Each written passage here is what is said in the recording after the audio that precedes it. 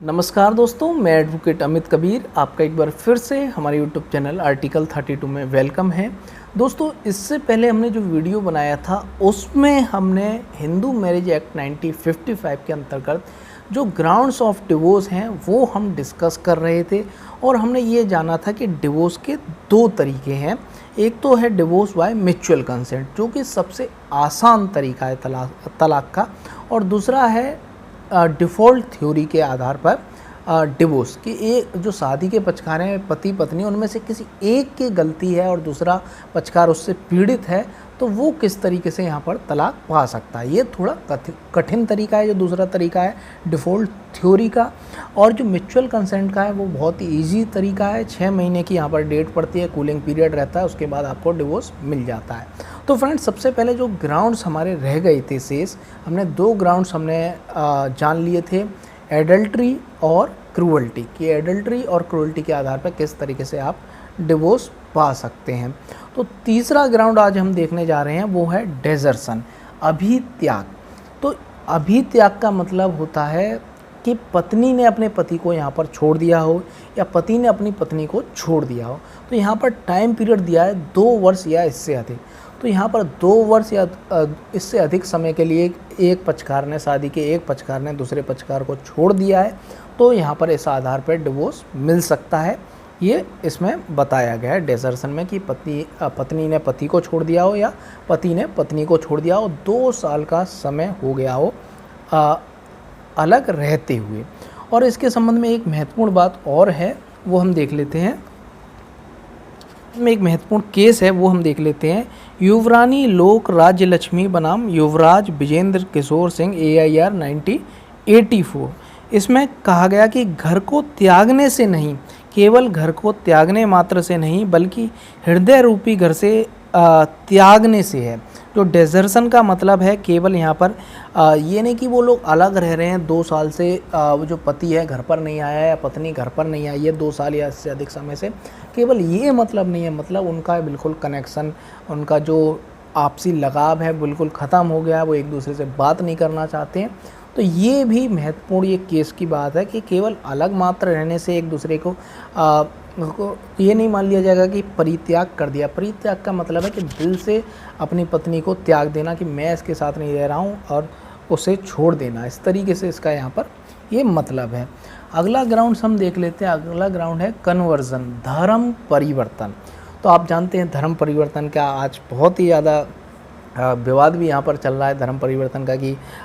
Love जिहाद तरह तरह की बातें हो रही हैं और बहुत फेक केस यहाँ पर बनाए जा रहे हैं। तो यहाँ पर कन्वर्जन, धर्म परिवर्तन, यदि शादी के बाद, यदि आप बौद्ध हैं, सिख हैं, जैन हैं, हिंदू हैं, और शादी के बाद यदि पति पत्नी में से कोई अपना धर्म परिवर्तन करता है और इससे दूसरा पक्षकार पीड़ित है, वो एक तो यहाँ पर वो कोर्ट में जा सकता है और कह सकता है कि मेरी पति ने धर्म परिवर्तन कर लिया है, केवल इतने मात्र से कि मेरे पति ने या पत्नी ने धर्म परिवर्तन कर लिया, इसीलिए मैं उसके साथ नहीं रहना चाहती हूँ, मुझे तलाक दिलाया जाए। तो धर्म परिवर्तन के आधार पर यहाँ पर तलाक दिलवा दिया जाएगा। और अगला ग्राउंड्स है मस्तिष्क विकृतता, यानी कि unsoundness of mind. Unsoundness of mind मतलब कि पागलपन, जड़ता। तो यहाँ पर जो पागलपन है, जड़ता इस तरह की होनी चाहिए कि जब आप न्यायालय में पिटीशन दाखिल करें तो कोर्ट को लगना चाहिए कि हाँ, यहाँ पर आप जो पीड़ित हैं अपनी पत्नी के अनसाउंडनेस ऑफ माइंड से या पति के अनसाउंडनेस ऑफ माइंड से, तो आपका उसके साथ रहना संभव नहीं है, बड़ा मुश्किल है, कष्टदायक है, और ऐसी परिस्थिति में आपको डिवोर्स दिलवा दिया जाए। तो अनसाउंडनेस ऑफ माइंड केवल नॉर्मल नेचर की ना हो कि कभी कभार थोड़ी दिक्कत हो जाती हो, दौरे आ जाते हों, इस तरीके से नहीं,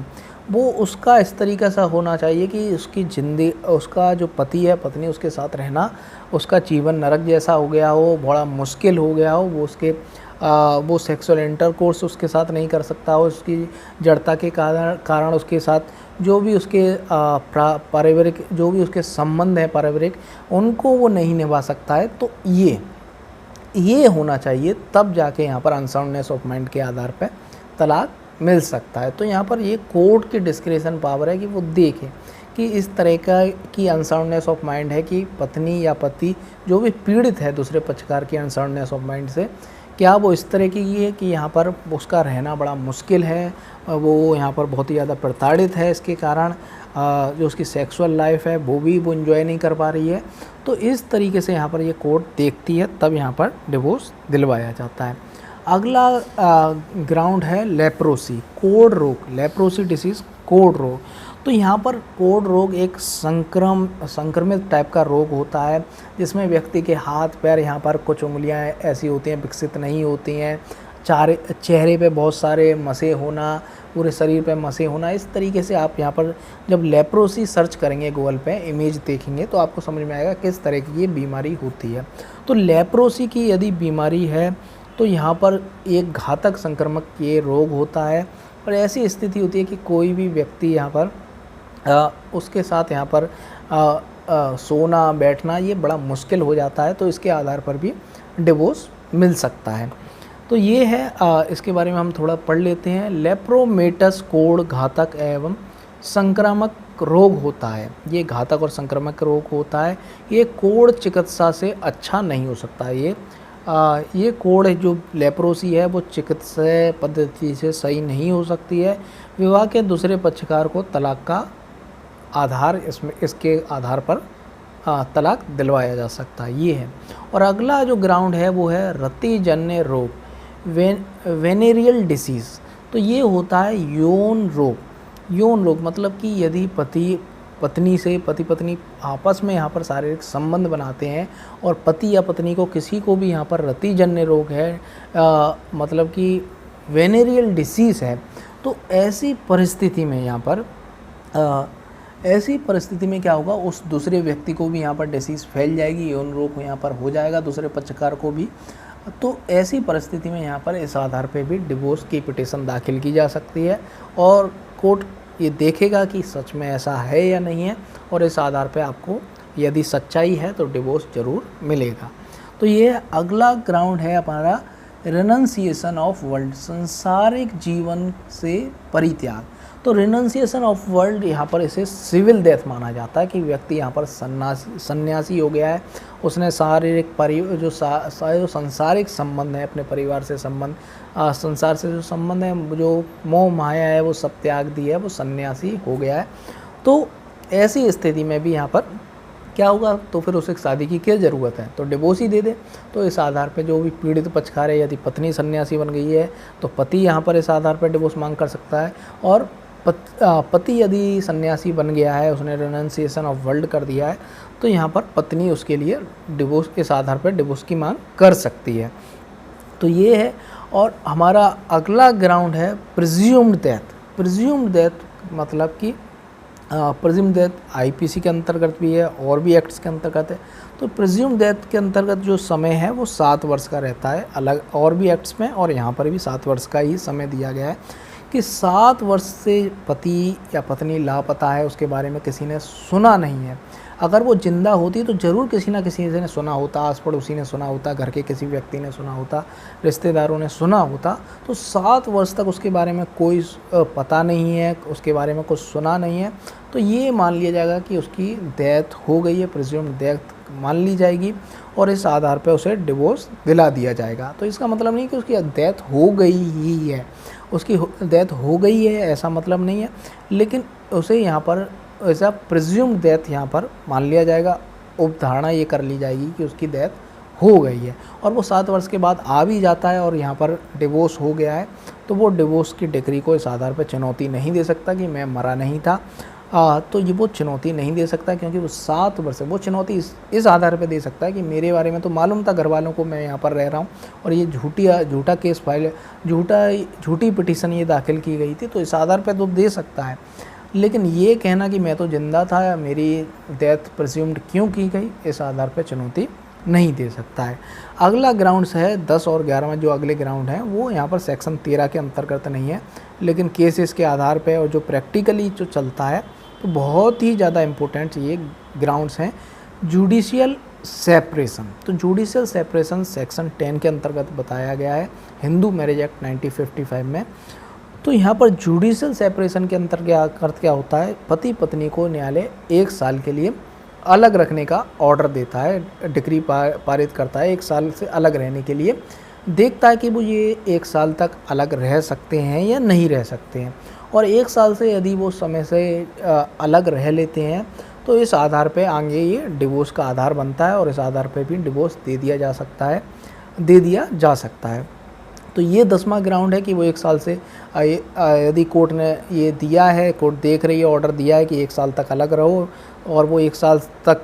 अलग रहने का मतलब है कि उनके आपसी कोई भी शारीरिक संबंध नहीं बना है, वो एक दूसरे से अलग रह रहे हैं, तो यहाँ पर इस आधार पे यदि 1 साल तक वो अलग रह लेते हैं तो आगे वो इस आधार पर डिवोर्स की पिटीशन फाइल कर सकते हैं। और अगला ग्राउंड है disobey the decree of the restitution of conjugal rights.